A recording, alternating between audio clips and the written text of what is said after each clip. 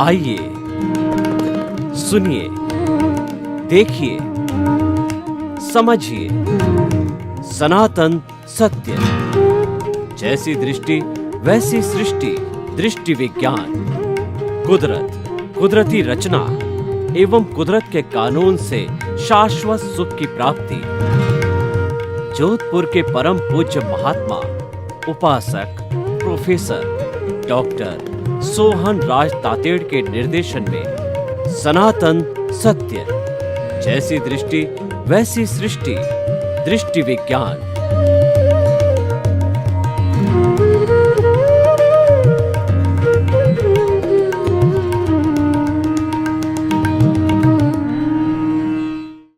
भाई और बहनों, मातृशक्ति को नमन। आज का बहुत अति उत्तम विषय है, जीवन में कुछ नवीन करें।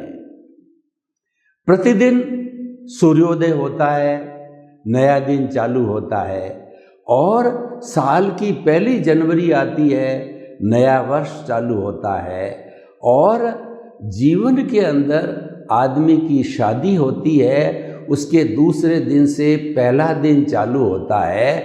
व्यक्ति कोई संन्यास लेता है, पहले दिन से उसका पुनर्जन्म होता है। व्यक्ति कोई नया व्यापार करके पहले दिन दुकान को चालू करता है तो वो नया कार्य होता है। व्यक्ति कोई नई ड्रेस पहनता है तो पहले दिन वो जो है उसका नया होता है।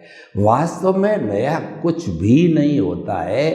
Change of old is new. पुरानी जितनी जितनी पहनने की फैशनें, खाने पीने की फैशनें, डेकोरेशन की फैशनें और दूल्हे दुल्हन की फैशनें, और जो हमारे एंटीक घरों को देखिए, जो पुरानी पुरानी हमारी चीज़ें हैं, परंपराएं हैं, एंटीक चीज़ें हैं, वो वापस नई बन करके आ रही है। क्योंकि change of old is new. और संसार भी संसार भी संचरण करता है और ये हर क्षण हर वस्तु बदलती रहती है। इस कारण बदलने से जो पुराना स्थान था वह जो बदल के नया आया वो नया हो जाता है।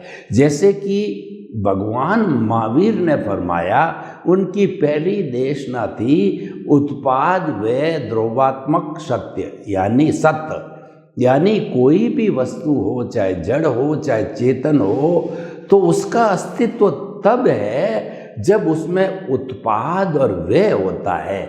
उत्पाद व्यय का अर्थ हो गया उत्पन्न होना, विनाश होना। इन दोनों को मिला के पर्याय कहा जाता है। लेकिन उत्पाद व्यय होने के साथ साथ में वह वस्तु द्रव्य होनी चाहिए।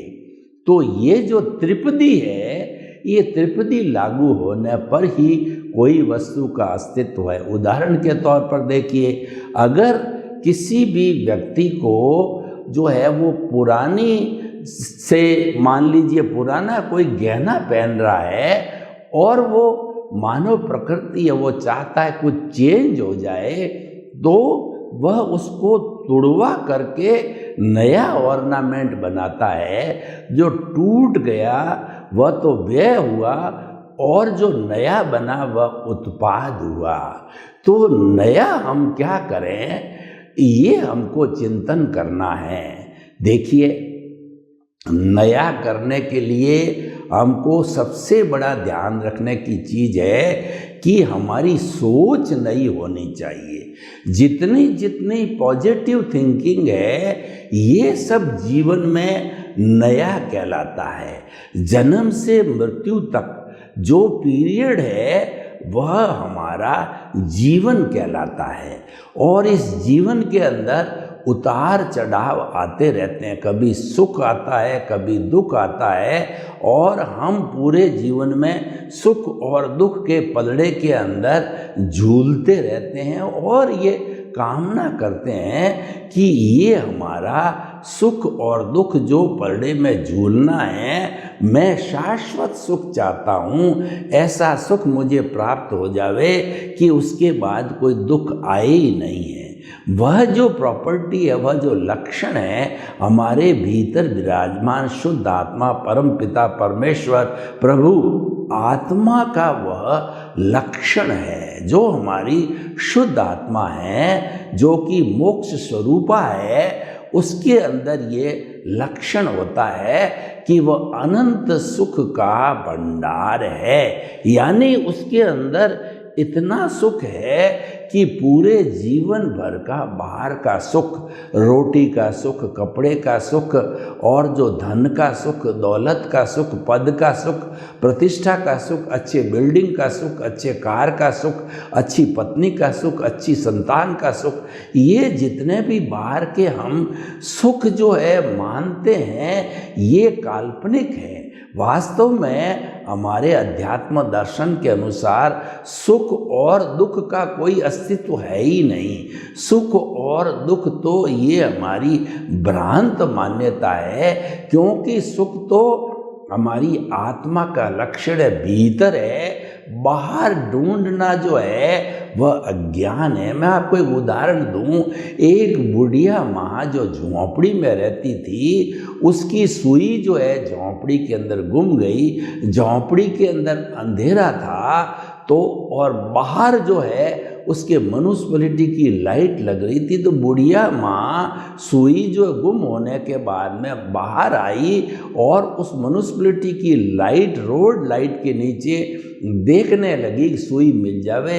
एक युवक वहाँ आया कि बुढ़िया माई क्या ढूंढ रही हो, कि मेरी सुई गुम गई हो, बेटा तुम भी जो है ढूंढ करके मेरे को सुई दे। बुढ़िया माँ, ये सुई जो है तुम्हारी कहाँ गुमी थी? ये सुई तो मेरी जो है झोंपड़ी में गुमी थी, लेकिन वहाँ अंधेरा है और बाहर उजाला है, तो मैं बाहर आ गई इसको ढूंढने के लिए। हम भी ठीक वैसा ही करते हैं कि जो सुख आत्मा का लक्षण है उसको बाहर ढूंढते हैं। कभी किसी वस्तु में सुख को ढूंढते हैं, कभी सुखी किसी दूसरी वस्तु में ढूंढते हैं। वास्तव के अंदर ये सुखाभास है, ये सुख नहीं है, ये तो सुख का आभास है। और देखिए, एक हिरण होता है, उसकी नाभि के अंदर कस्तूरी होती है। कस्तूरी की महक जो है इतनी मोहक होती है कि वह हिरण इधर उधर भागता है कि ये सुगंध कहाँ से आ रही है। फिर कोई ज्ञानी पुरुष आता है और ज्ञानी पुरुष आकर के उसको बतलाता है कि ये तो तुम्हारे नाभि के अंदर है, कस्तूरी है, वहीं से सुगंध आ रही। तब उसको ज्ञान होता है। अज्ञान के वशीभूत जो है वो इधर से उधर भागता रहता है। तो भाई और बहनों, देखिए कि जो है हमारी ये मृग तृष्णा है, जो कि हम ये अज्ञान है कि हम सुख को बाहर ढूंढते हैं। तो आज का जो मुख्य हमारा एपिसोड है कि जीवन में कुछ नया करें। तो नया करने के लिए देखिए हमारे पास ऑप्शन क्या है। पहला, जो हमारा जीवन जन्म से मृत्यु तक चलता है वह कुदरती रचना और कुदरत के कानून के अंतर्गत चलता है। कैसे चलता है, मैं हमारे सनातन सत्य कार्यक्रम का आपको सिद्धांत बताता हूँ। सनातन सत्य कार्यक्रम सिद्धांत पे आधारित होता है और सिद्धांत होता है हमेशा परमानेंट होता है। वो हमारा सिद्धांत क्या है कि मन, वचन, काया तथा उससे जुड़ी हुई हर अवस्था मात्र कुदरती रचना है और वह ऑटो मोड से चलती है, वह टेम्परेरी है, वह नाशवान है और वह व्यवस्थित है, वह प्रीडेस्टिन्ड है और वह फिक्स है। यानी कि हमारा मन, वचन, काया है, ये परिणाम है, ये भुगतान है, ये हिसाब है। इसमें हमारी कोई स्वतंत्रता नहीं है। हमको एक अतिरिक्त सांस लेने की भी स्वतंत्रता नहीं है। जितना हमारा आयुष्य कर्म होता है वो सांसों में कन्वर्ट होता है और जब आयुष्य का एंड आ जाता है तो वो अंतिम सांस कहलाती है। डॉक्टर भी कहता है कि जो इस व्यक्ति ने अंतिम सांस ले ली, यानी उसके बाद वो सांस नहीं ले सकता, उसके बाद वह मुर्दा बन गया, उसके बाद उसका आयुष्य समाप्त हो गया। तो भाई और बहनों, इसमें हम स्वतंत्र हैं। नया करने के लिए व्यक्ति स्वतंत्र होना चाहिए। हम स्वतंत्र किस स्थिति में हैं? देखिए, हमारे भीतर जो परम पिता परमेश्वर प्रभु भगवान ईश्वर आत्मा विराजमान है, वह जो है शहंशाह है। आत्मा के लिए कहा गया है कि चाह गई चिंता मिटी मनुआ बेपरवाह, जिनको कुछ न चाहिए सो ही शहंशाह। जो त्यागी पुरुष होते हैं उनकी कोई कामना नहीं होती है, सभी कामनाएं तृप्त हो जाती है, और कामना तृप्त होने के बाद में उनको वैराग्य हो जाता है। तो ठीक इसी तरह से हमारी आत्मा को कुछ नहीं चाहिए। हमारी आत्मा तो इस पिंजरे से स्वतंत्र होना चाहती है। इस मन वचन काया रूपी पिंजरे के अंदर इसने किसी न किसी जन्म में विटनेस दे दी थी। तो ये पिंजरा जो है, यानी आत्मा के साथ जो अज्ञान है, वो विनाश हो ही नहीं रहा है। वो तो प्लस माइनस हर जन्म में होता रहता है, क्योंकि ज्ञान की प्राप्ति के बिना अज्ञान मिटता नहीं है। और जब ज्ञान निरंतर हो जाता है, जागृति के रूप में आ जाता है, जागृति रियल पुरुषार्थ है, तो वह ज्ञान जो जागृति के समय रहता है वह रियल पुरुषार्थ है। और वो चरम सीमा पर जब पहुंच जाता है 360 डिग्री का, तो कहते हैं कि वो केवल दर्शन हो जाता है उस आत्मा को। और केवल दर्शन है पुरुषकार की अंतिम सीमा है, उसके बाद कुछ भी नहीं बचता है, क्योंकि केवल दर्शन, केवल ज्ञान होने के बाद में संपूर्ण अज्ञान समाप्त हो जाता है। और अज्ञान के साथ साथ हमारी प्रतिष्ठित आत्मा समाप्त हो जाती है, और हमारा मन समाप्त हो जाता है, हमारा अज्ञान कार्मण शरीर जीरो हो जाता है।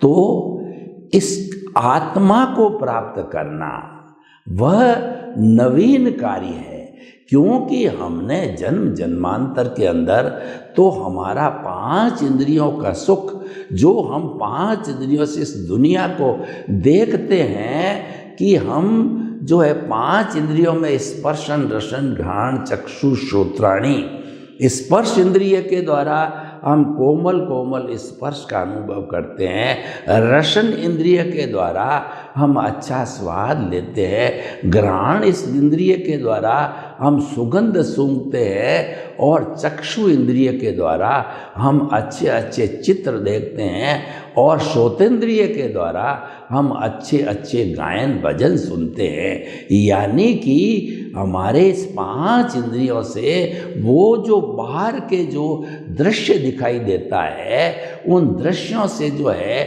विषयों को खींच के लाती है, मन को देती है। मन बेचारा एक मैनेजर का काम करता है, तो वह इन विषयों को बुद्धि को निर्णय के लिए दे देती है। और मन जो है वो चिंतन भी करता है, वर्तमान का चिंतन करता है, और भूतकाल की जो है वह स्मृति करता है, भविष्य काल की वो कल्पना करता है। मन के ये 2 कार्य, चिंतन करना और मैनेजर का कार्य है, तो वह सब दे देता है, और फिर उसके पास में बुद्धि को चला जाता है। फिर ये सारी प्रोसेसिंग फैक्ट्री मन बुद्धि चित्त अहंकार के द्वारा पकता है, और वो लाइव चार्ज कहलाता है।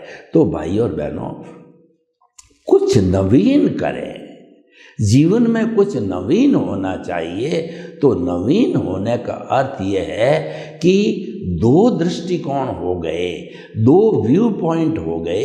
एक तो हमारा व्यवहार जगत, जो कि बाहर का दृष्टिकोण, उसके अंदर तो न्यू जितना होता है वो सब जड़ का न्यू होता है। नया कपड़ा, नई कार, नया घर, नई दुकान, और जो है नया प्रोजेक्ट, ये कुछ नया करे, नया भोजन, नया कार्यक्रम, ये सब नए होते हैं, ये हमारे जड़ जगत में होते हैं, व्यवहार जगत के अंदर होते हैं।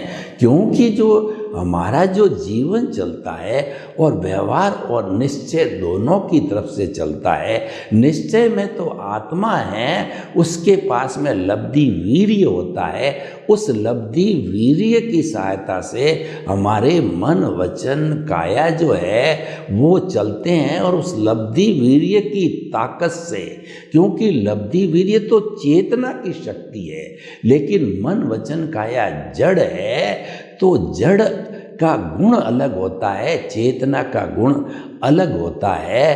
तो इस मन वचन काया के चेतना का, मन वचन काया का जो जड़ है उसके अंदर विटालिटी बनती है, जिसको करण वीर्य कहते हैं, इनकी सहायता से काम करती है। और लब्धि वीर्य आत्मा की शक्ति होती है, तो आत्मा को तो कुछ करना ही नहीं है, क्योंकि वह तो शाश्वत सुख और शाश्वत शक्ति, अनंत ज्ञान, अनंत दर्शन, अनंत शक्ति जिसकी हम बात कर रहे हैं, और अनंत सुख का धाम है, तो वह तो पावर हाउस है, वो तो समुंदर है, उसको तो कुछ करना ही नहीं है। वो तो हर प्राणी की एक एक कोशिका को जो है वीर्य देती है, शक्ति देती है, तभी वो जीवन जो है वो जो है चलता है, वरना वह मुर्दा हो जाता है। अगर हमारी आत्मा मनुष्य शरीर की एक एक कोशिका को अगर लब्धि वीर्य न दे, शक्ति न दे, तो वह कोशिका मृत हो जाती, शरीर मृत हो जाता है और उसको जला दिया जाता है। तो भाई और बहनों, जो कुछ होता है हमारे जीवन के अंदर इस आत्मा के द्वारा ही होता है। तो नया करने का अर्थ ये होता है कि हम आत्मा के संपर्क में रहें, क्योंकि वह गुणों का पुंज है, वह सुख का धाम है, वो शक्ति का भंडार है, वो ज्ञान का भंडार है, वो दर्शन का भंडार है, यानी वो एक समुद्र के रूप के अंदर है।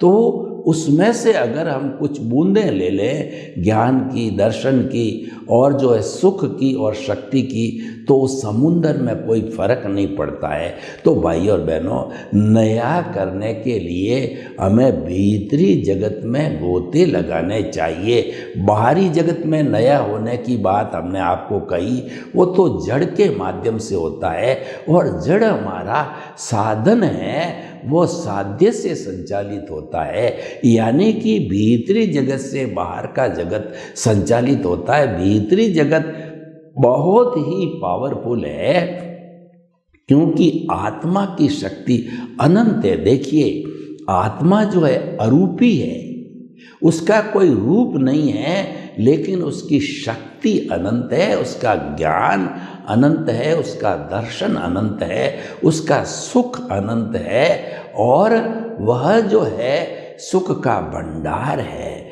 तो भाई और बहनों, कुछ नवीन करने के लिए हमें जो है भीतर की ओर घुसना चाहिए, क्योंकि बाहर का जगत तो ऑटो मोड से चलता है, और बाहर के जगत में आप कुछ नवीन करना चाहते हैं, तो वो नवीन ये है कि हमारी मानसिक शांति हर क्षण बनी रहे।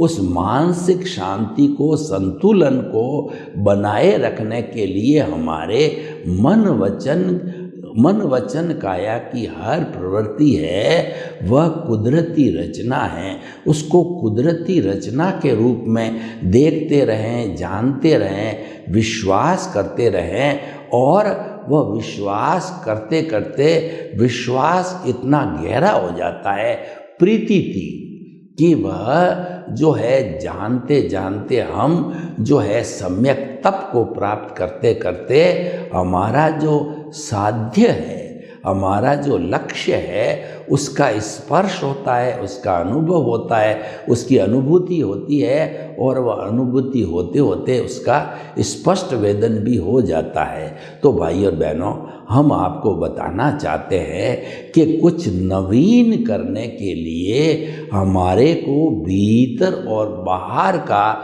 जो हमारा संसार है उसका कॉम्बिनेशन करना पड़ेगा, उसका संतुलन बिठाना पड़ेगा, उन दोनों को जोड़ना पड़ेगा, तब जाकर के कुछ नया होता रहेगा। और देखिए कि बाहर के जगत के अंदर नया हमने ज्यों-ज्यों कुदरती रचना देखते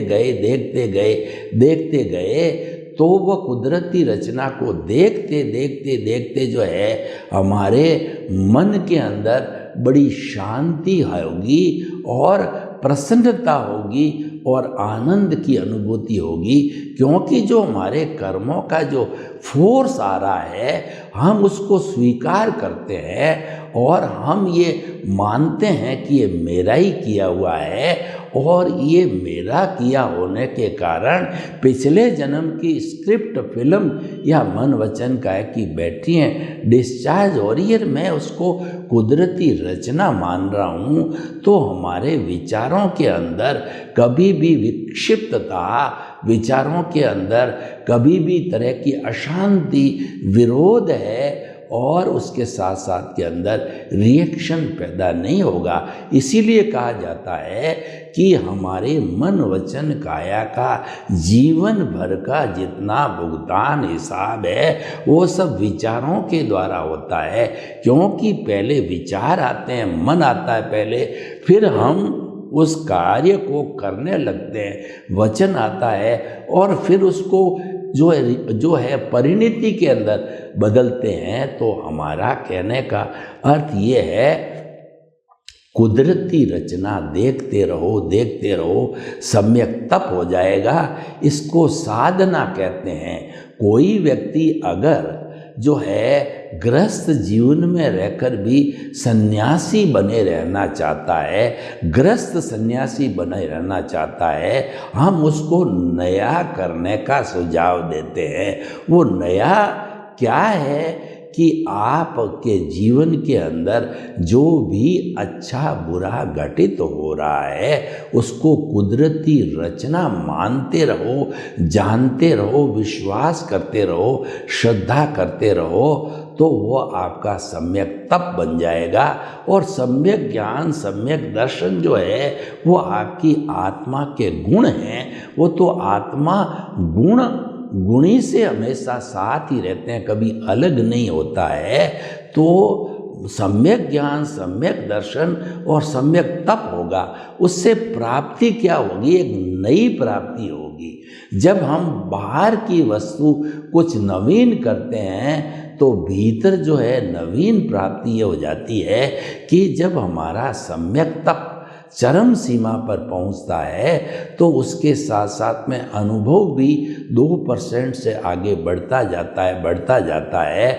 और वह अनुभव जो है जब 2% से बढ़ते बढ़ते हाईएस्ट लेवल 360 डिग्री तक वह अनुभव चला जाता है तो वह स्पष्ट वेदन की स्थिति होती है, वो केवल दर्शन, केवल ज्ञान की स्थिति होती है, वो सिद्ध बुद्ध मुक्त होने की स्थिति होती है। वह salvation, emancipation, free from the bondage जो है वह स्थिति होती है। तो वह तो एब्सोल्यूट नया हो गया। तो इसीलिए नया करना चाहिए। इसका मतलब हमारा चिंतन पॉजिटिव होना चाहिए। पॉजिटिव चिंतन से ही नया होता है। नकारात्मक चिंतन किसी व्यक्ति का होता है, या दूसरे शब्दों में हम कहें कि जो उदय प्रारब्ध के अंदर अगर किसी व्यक्ति के पापोदय है तो उसको झुग्गी झोंपड़ी की जो है जीवन मिलेगा, उसमें वो क्या नया कर पाएगा? क्या नया कर पाएगा का अर्थ ये है कि वो तो दुख के पलड़े के अंदर झूलता रहेगा, उसको तो सुख मिलेगा ही नहीं। तो वह जिस आदमी को जो सुख ही नहीं मिल रहा है तो फिर वो नया क्या करेगा? नया करने का तो प्रश्न ही नहीं है। पुण्योदय से ही नया हो सकता है, भाग्योदय से ही नया हो सकता है। ये जो नया होने का अर्थ ही पुण्योदय और भाग्योदय है।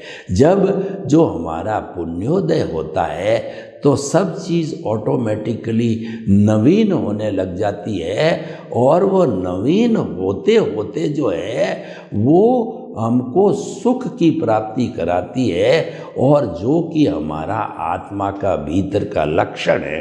तो भाइयों और बहनों, इस बड़े सुंदर एपिसोड के माध्यम से हम इस निष्कर्ष पर पहुंचते हैं कि कुछ नया करने का अर्थ जो है, हमारा जो ये दृष्टिकोण है, व्यवहार जगत है, उसमें तो हम कुदरती रचना देखते रहे, और भीतरी जगत के अंदर हमारा सम्यक ज्ञान, सम्यक दर्शन है, उसका डेवलपमेंट करते रहें। क्योंकि जब हमारी आत्मा इस शरीर को छोड़ करके दूसरे शरीर के अंदर जाती है, अज्ञान उसके साथ जाता है, और उसके साथ साथ के अंदर उसका जो है ज्ञान दर्शन का डेवलपमेंट है वो साथ जाता है। यानी कि ज्ञानावर्णीय कर्म, दर्शनावर्णीय कर्म, मोहनीय कर्म और अंतराय कर्म जो है, ये सभी मिलकर के अज्ञान कहलाते हैं। तो ये ही तो आत्मा को भटकाने वाले होते हैं, और ये अगर समाप्त हो जाते हैं संपूर्ण रूप से, यानी अज्ञान समाप्त हो गया। इसीलिए हम जो है हमारे सनातन सत्य कार्यक्रम में कहते हैं कि अज्ञान का नाश ही सच्चा नाश है, अज्ञान का त्याग ही सच्चा त्याग है। और एक अगर सही मायने में आप मेरे से सुनना चाहते हो तो अज्ञान को त्यागो, ये सबसे बड़ा नवीन है, क्योंकि यही हमें जो है शाश्वत सुख देने वाला है। अज्ञान का नाश ही शाश्वत सुख देने वाला है, और शाश्वत सुख ही नया होता है। तो भाई और बहनों, हमें ये नवीन के लिए भीतरी और बाहरी जगत का समन्वय करना है। सर्वे भवन्तु सुखिनः, सर्वे सन्तु निरामया। लोक के जीवों को सुख मिले, शांति मिले, आनंद मिले, प्रेम मिले, सौहार्द मिले, और हम सभी भीतरी और बाहरी जगत का जो है समन्वय करके जीवन में कुछ नया करें। आपके प्रति मंगल भाव।